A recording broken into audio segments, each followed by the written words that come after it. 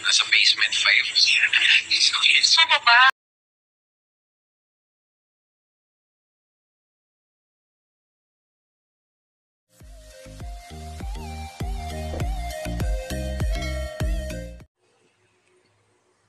Hanggang ngayon hindi pa rin matapos-tapos ang issue doon sa binibitawang ni Paolo Avellino na special someone. Sino ba siya? Kilala ba namin siya? Taga saan siya? Kaya naman ang sagot ni Paolo sobrang kilig na ayon sa kanya, hindi ko rin kilala. Pero sa reaction niya, kinilig. Sabay pangiti pa si Paolo.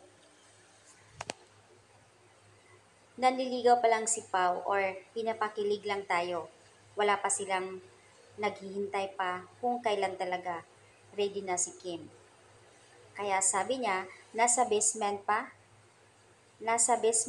ako dahil naghihintay pa sa matamis na oo. In the meantime, close friends pa rin sila ngayon.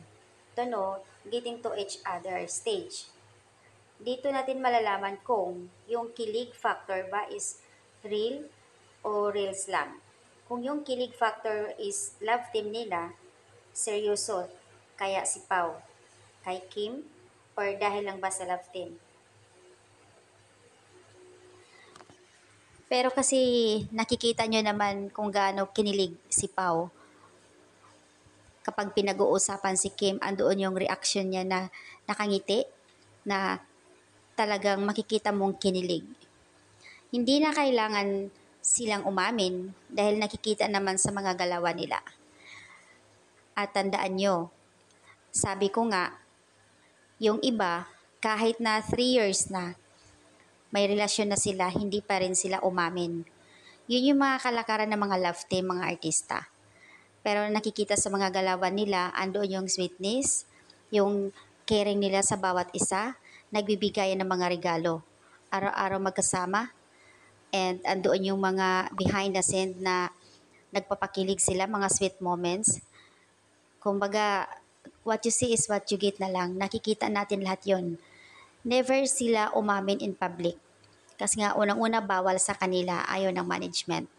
Pero tayo, sa mga Kim Pao fans, alam nyo na. Alam nyo na yan.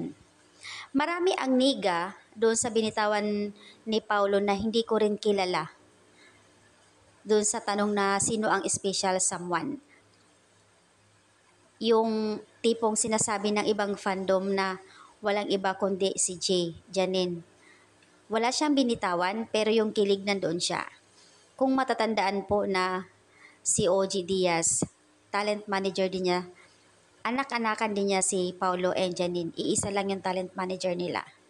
Pero mismo kay OG Diaz nagsalita na nagkalabuan, hiwalay na ang dalawa. At dito na nga si Paulo nagpakilig kay Kim. At nagiging usap-usapan sa lahat ng social media platforms na ito ay may relasyon na nga raw ang dalawa. Sila-sila lang yung nagsasabi pero walang inaamin ang dalawa. Kasi nga nakikita sa kanila kung gaano lalo na nung media conference ng WWSK.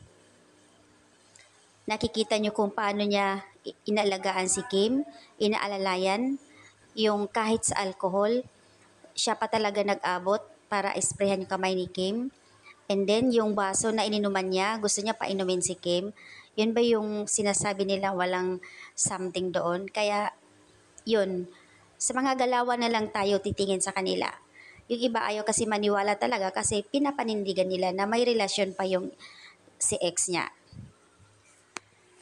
Marami lang talaga ang niga sa ibang fandom dahil hindi matanggap. Nasa basement pa, hindi pa pwedeng ilabas nang tanungin si Kimi ni Mimi Vice. So, niga, nagpamerienda pa daw. Ang ibig sabihin, hindi pa nila ma-reveal ang officially na sila na. And we all know, need to wait and understand na lang siguro. Doon na lang kayo magbabase sa mga galawan nila. May relasyon na talaga yung dalawa na yan. Hindi lang nila pwede isa publiko. Unang-una, may darating pa silang movie. Kaya mahirap na. Siyempre, although alam ng management, kilalang kilala na sila. Alam nila pero hindi pwedeng sasabihin sa publiko yan.